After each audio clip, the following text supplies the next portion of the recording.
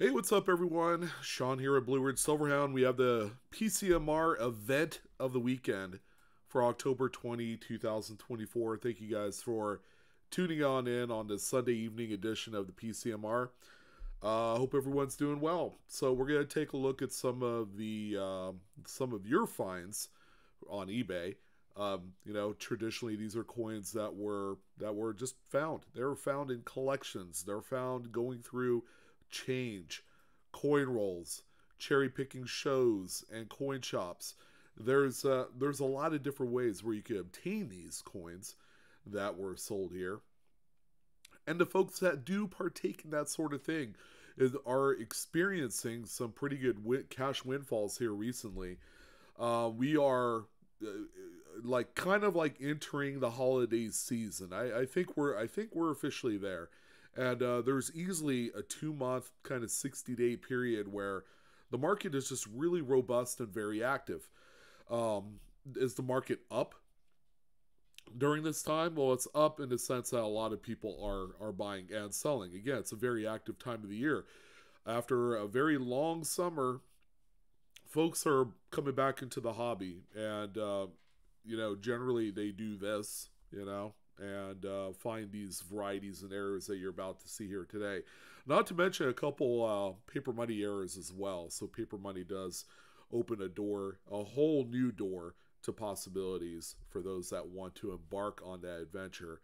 So we're going to take a look at things here from the last day or two. And first and foremost, on Whatnot, we do have a show coming up here on Friday, and probably little small pop-up events between now and then. All right, since the holiday coin season is here, this platform is at its busiest, it's at its peak. So come join one of the fastest growing live auction platforms on the internet today, baby. It could be easier either. I have a link down below in the description box. I'll probably have it pinned in the comment section as well, where you could easily join. And if you join up under my link, you will receive $15 off your first item once you get there. And also, Whatnot is also looking for spirited, motivated sellers as well. If you currently sell on eBay, you might find that Whatnot might be, a better supplement, to selling your extra coins or your other collectibles. Good news, and this is a limited time offering only. They will match up to $150 of sales through the first 7 days that you're on the platform. So you join up, you go through the beginner courses on how to sell, how to put up your first listing and your first show and things like that. And yeah, you go live within that first 7 days, and anything you make up to that first $150, they're going to match it. So it's almost like selling $300 and stuff. It's pretty cool. So I also have a referral link down below to become a seller as well. Join today, be a part of the team. The family is looking for more sellers on the platform.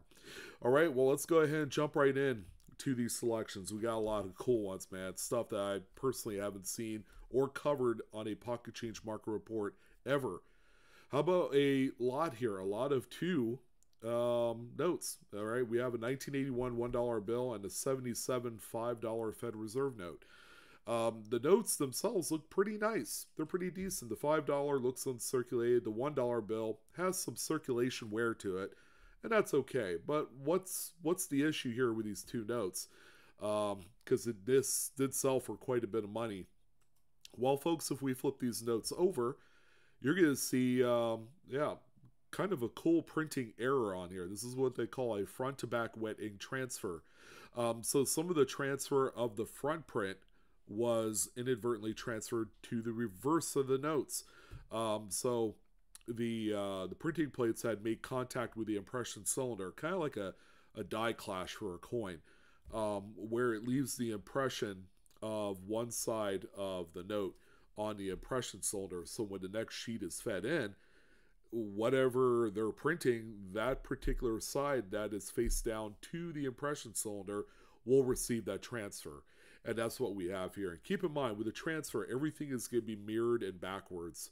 So That's one of the things to look out for. There have been attempts to fake this particular paper money error, but now that you know what you're looking for, it should come a little bit easier. So the two notes here, I'm not going to say that there's a real opportunity to buy this a lot and then resell them and make more money. It seems like a tall order because of the price. $334.98 with 41 total bids.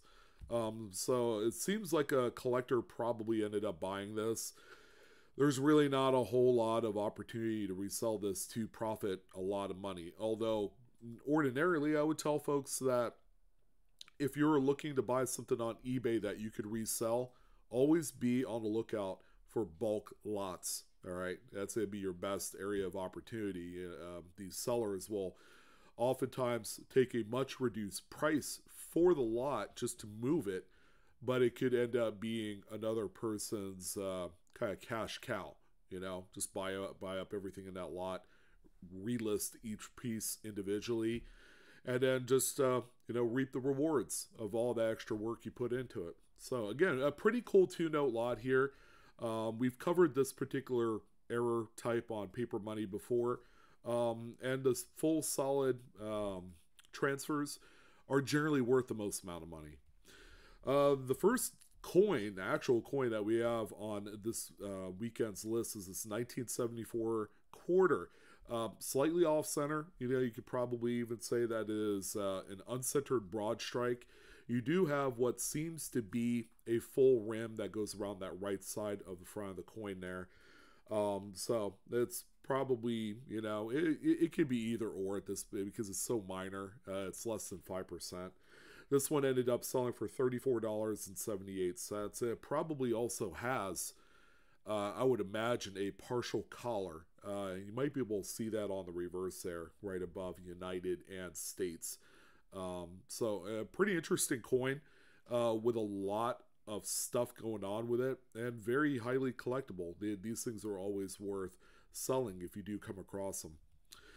We also have one of the favorites. This thing has been known for many, many years. We have a nice higher grade 1937D Buffalo nickel. This one with the 3 legs on the reverse. Looking at the diagnostics of the coin, it looks to be a legit example. There have been times where unscrupulous individuals have tried to polish that front leg and tried removing it, and it just never goes right. So you have to look at the total picture of the coin. You have to look at that rear hind leg and see how weakly struck it is. That's usually one of the things that you want to look out for. Plus, there's also a curved, kind of pebbly stream underneath the buffalo's belly right there that generally will be evident. So this 3-legged buffalo thing has been around for a while, and it's just really due to over-polished dies. So that front leg was over-polished on the die, and it wasn't very hard to do. And it created quite an interesting little variety. All right, and this particular variety can be found across a number of dates, like the 3060. There's a 3.5 leg, a 2070. There's a 3.5 leg there as well. $751.15 with 30 bids. The price matched the expectation because this is a very well collected variety, and it's a very nice high grade example at that. Probably like a VF35 full horn, really nice. So we have this one here as well. Pretty similar to the quarter that we looked at a few slides ago. It's a 34D Buffalo nickel. Slightly broad struck is what we have here. Although the coin does have toning, it's it's got a little personality to it, and it's a pretty neat coin, but a rather minor mint error event on this one. It's not an in your face kind of mint error because it's very slight. But yeah, this one, another good sale, $264.99 with 18 bids. And we've already looked at, ladies and gentlemen, about $1,500 in coins and paper money through the first 4 listings on the PCMR. And it just goes to show you, again, you don't have to grade any of these coins. They are very sellable as is. as the folks that collect into these, diagnostically, they know what to look for. All right, so that's something that if you can avoid grading it, that'll just keep more money in your pocket. Grading mint errors is quite expensive anyways. All right, so this one is not pretty, but we need to be aware that there are some varieties to be found on the most earlier dates of Lincoln cents. This is the 1911 S over S RPM. RPM stands for repunched mint mark.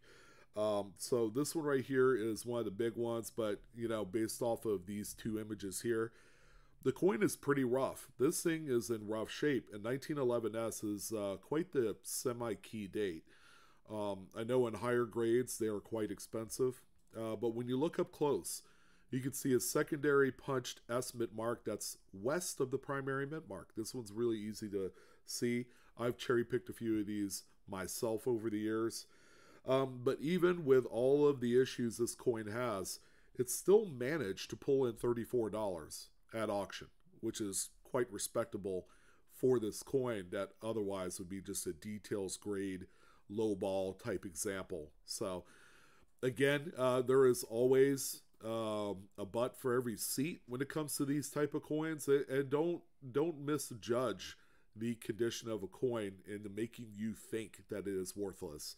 There is almost generally going to be a need for those lower priced coins. We also have this one here. This one I could imagine a lot of people overlooked, and it's a mint error that's hiding in a spot on the coin that most people generally would overlook. It's a 1987 Philadelphia struck Jefferson nickel with a cud die break right at the base of Jefferson's bust. All right. That little cavity, that empty slot right under the bust of Jefferson normally has Felix Schleg's initials. All right. So this one completely missing. It's oftentimes a weak spot on the dies, so it's prone to cracking, and for the pieces of that die to fall out, it probably didn't take a whole lot of wear and tear on the actual die face of it. So this one right here sold for $31. Again, cuds are kings. They're just consistent sellers in today's marketplace. Very cool one here. Very seldom do we ever find a steel cent that is not all beat up and rusty and worn with a clip. Because I've found a number of clips on steel cents, but never one quite this nice. So we have one here today, and actually the seller had two of them that he sold. This one, the better of the two in my humble opinion. This one ended up selling for $45. Again, that's more of a testament to the actual coin itself. It's a one-year type. It's a very unique planchet composition. So with all those things in mind, it's a coin that is going to eternally be very popular to collectors, even long after I'm gone.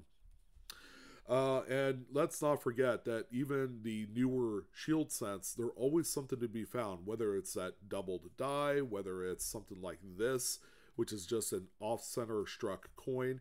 It's a 2016. And normally you're going to find this on Philadelphia struck examples where the quality control isn't as good. So this one right here, I'm happy to say, sold for $19.99. So pretty good find there. Here's actually a really nice higher grade example of an 1883 Indian head cent. The seller had said it's like an AU-BU. I'm probably more on the about uncirculated side of grading on this one. But this is actually a pretty cool Snow variety. Rick Snow actually is a professional at Indian head cents and Flying Eagle cents, where he has attributed all of these awesome varieties and die pairings with his namesake. And it's recognized in the Cherry Picker's Guide and everything else. So this one is referred to as the Snow 1 variety. It's the 1 in neck type. So when we look up close, you can actually see right here coming out of the beads, actually a punched base of the 1 is what that is. It looks very similar to what this is. It looks a little bit weak, but the mint employees back in the day They used to punch numbers. The numbers were all punched individually, by the way, on the working dies. They're not like they are today, where it's like a part of the die, and it's hubbed into that. This right here, they used to test the hardness of certain areas of that die by punching the numbers, say in the beads or in the denticles and things like that. So that's a pretty common occurrence back in the day.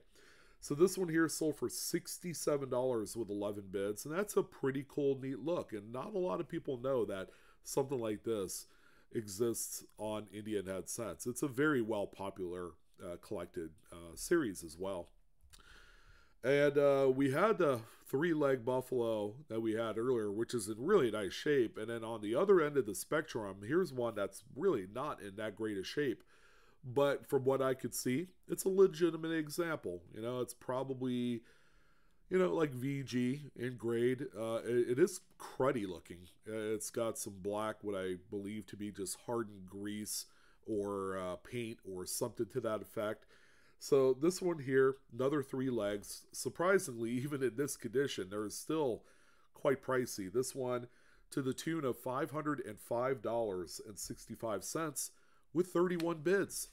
I suppose if you need one for your typeset or your collection, that's kind of like the floor that you would pay for something like this. I've probably seen maybe 1 or 2 examples that have dipped as low as like $250, $300. But those things are pretty rough. At that point, it's just a matter of pride if you wanted to own one of those. It doesn't matter what it looks like. That's kind of like the low floor that you would expect on a very problematic coin.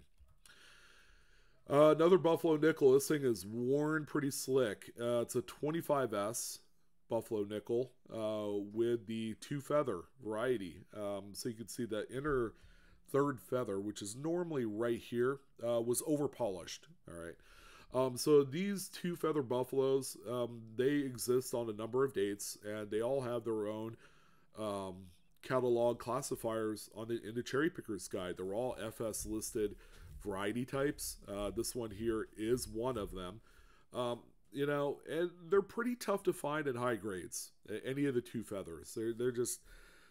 For the longest time, people really never paid any attention or give a care about 2-feather buffaloes. But now that they're recognized in these publications, it's a mad dash to find the highest grade possible of a lot of these 2 feathers. So this one right here sold for $17.98. Not too bad for its grade. And it is a tougher dated coin. Most folks would prefer something that grades out like VF or higher of some of these more scarce dates. Another nice one here, 1990p Washington quarter. This one's off center by 15-20%. These are collected by date, so someone out there probably needed this one for their collection. The likelihood that you could find this in change, pretty low. I found maybe a few off center strikes in my time just by simply looking through bankrolls. Where you're gonna find these are in dealer stock. Dealers, there are some that really don't care about errors, so they'll be incentivized to move these for cheap. This one sold for $42, but I've cherry picked coins like this for like $5 to $8. So again, that's another area of opportunity. If you're an avid show goer, these are coins that you could look for as well. 1946 Lincoln Wheat Cent with a detached lamination right there on the front. That's that pull tab that someone had pulled and the piece of the coin had fallen off. All this due to just impurities in the alloy mix of the copper leads to things like this. So this one sold for $18.90.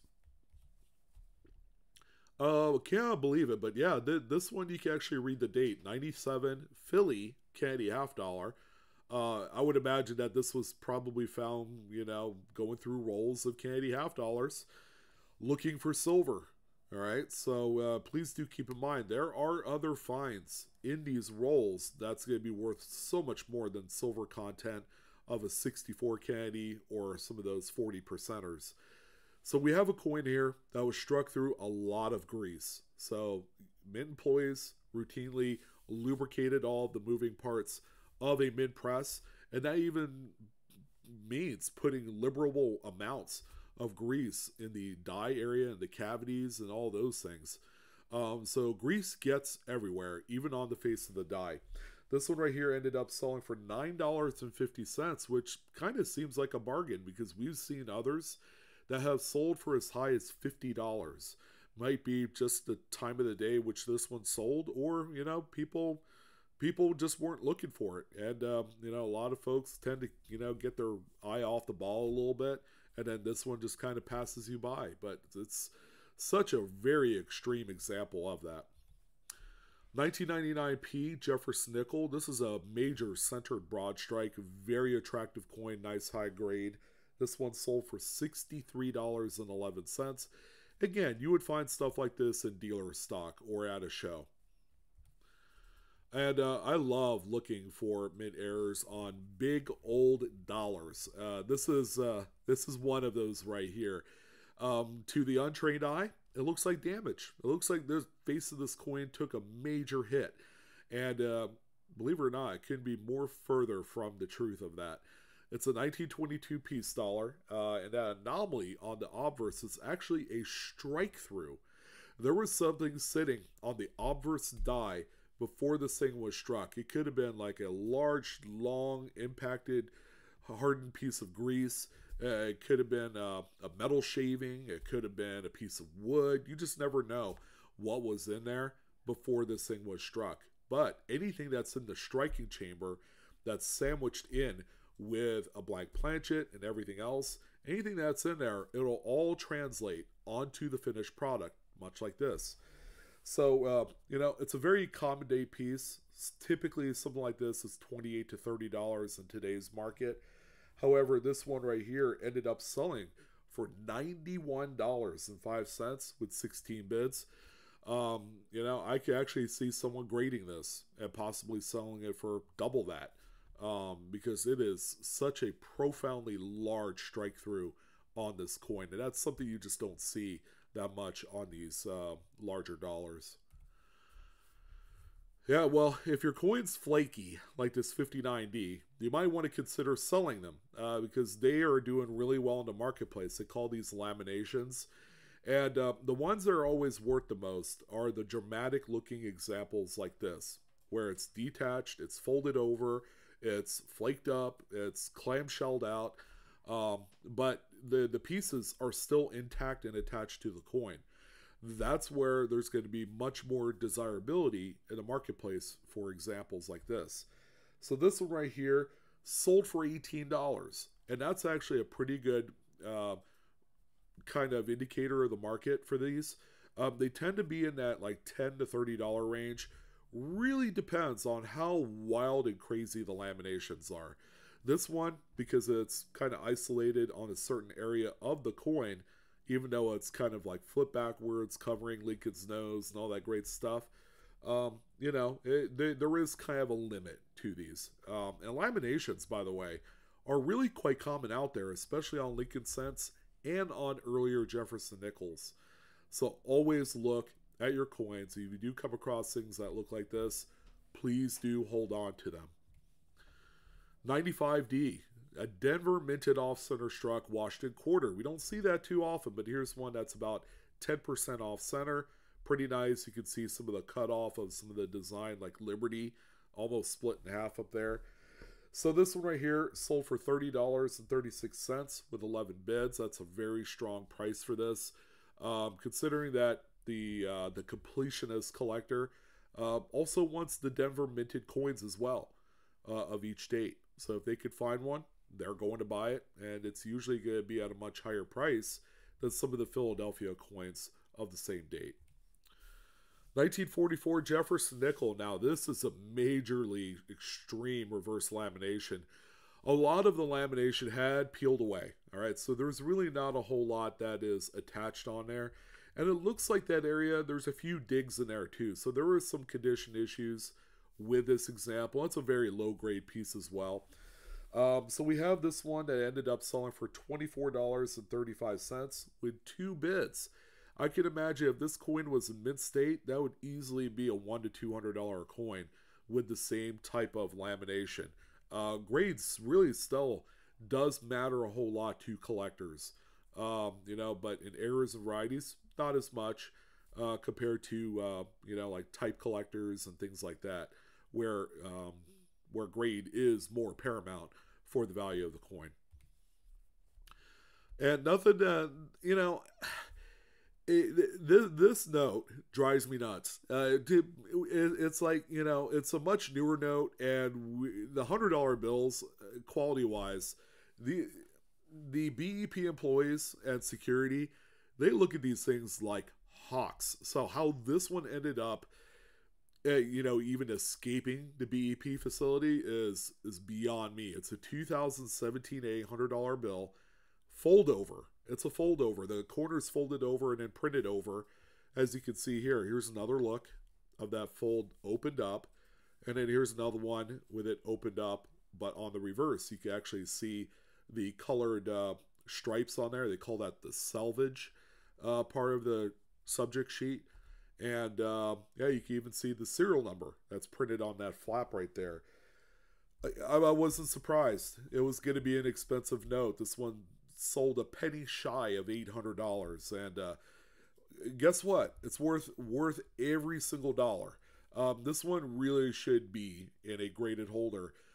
There's such a very low amount of modern errors that this one just blows my mind. The fact that it's even not in a graded holder is huge. That's a game changer. And we had talked one of these last week. There was another example that did sell. A 2024 Philly Dr. Mary Edwards Walker quarter. This one does have condition issues. It's got some roller marks on the front of the coin. It was probably a roll ender. But, ladies and gentlemen, this is the new kid on the block. This is the big variety that was just discovered and has since been attributed by Dr. James Wiles. All right, so it's on his Variety Vista website. This is VDDR number 1, in case you guys are trying to keep track of attribution numbers. So this one has some pretty major doubling. Just go ahead and take a look at the arrows, because it's going to tell the whole story. This star right here, this star, has all sorts of doubling on the right side. It's quite remarkable. It's been talked about as being and rivaling some of the biggest DDRs, like the Washington, D.C. double to die reverse, the one from 2009.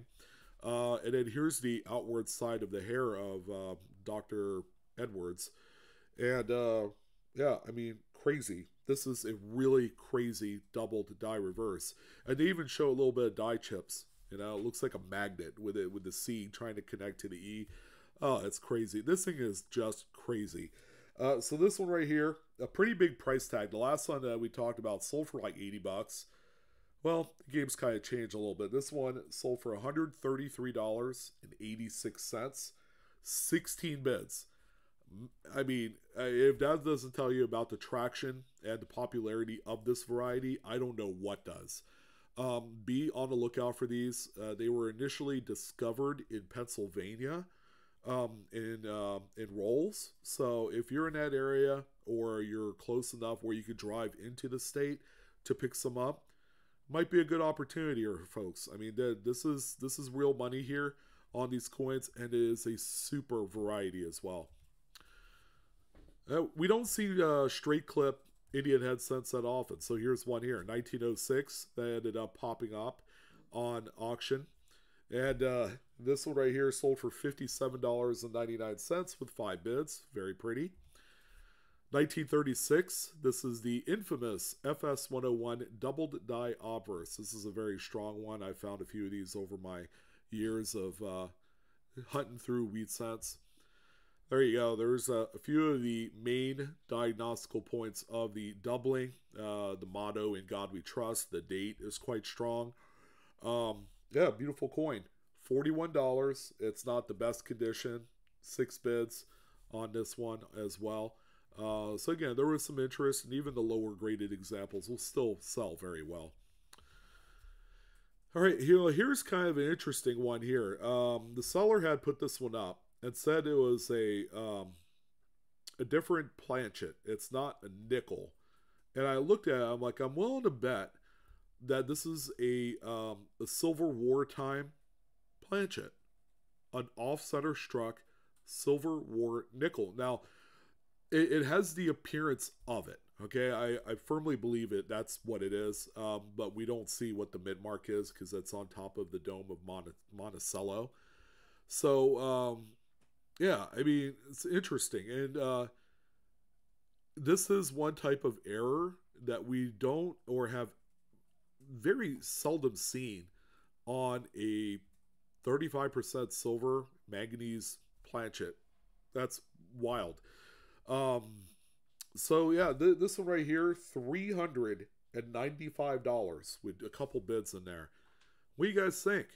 This is quite the interesting one. Again, this is something I don't see too often, if ever. This looks like something that would be in a high end, error collection, like a Mike Byers or a John Sullivan kind of collection. This is kind of a big deal, and I would be interested in hearing what you guys think about this one. It is not a regular nickel composition, I can tell you that. And the final coin for the weekend edition of the PCMR, how about another Cud? That's my 82 large date copper that you see here. Man, that thing's awesome. I always love this one. It's popped up a number of times. You can usually find these, a few times every month, which means it's not rare, which is good news. These are still very findable out there in circulation. So yeah, this one right here, nice sale, $67.99 for this massive Cud. And guys, girls, that's going to go ahead and do it for this one. Again, the information provided is for educational use only, not financial advice. Collect and or grade your coins responsibly. That's it. I'm your host, Sean, with Blue Ridge Silverhound. I want you guys to have a great rest of your weekend. Good luck this week. If you guys are going to be doing some hunting, there's a few takeaways here. That Dr. Mary Edwards Walker 2024 quarter with the DDR, that's a huge dollar coin right now. And there hasn't been a whole lot that has sold. There's been like 3 or 4, I believe, that's sold, and they're all quite expensive. 2024 Jefferson nickel rolls are still hot as ever. The mint is not going to be producing any more from what we could see. There has been no traction or attempts made to produce any more. That might actually end up being your new key date there, folks. These rolls are selling for over $80 a roll. If you need that extra money right now, you got to go do the work and do some hunting. Go to banks and locate these. They are very hot in the market today. So those are a few of the big keys on much newer coins that you could identify and cash in on. But I want you guys to have a great rest of your week. Best of luck in all of your hunts. And happy Halloween, guys. All right. I'll see you guys later. Take care.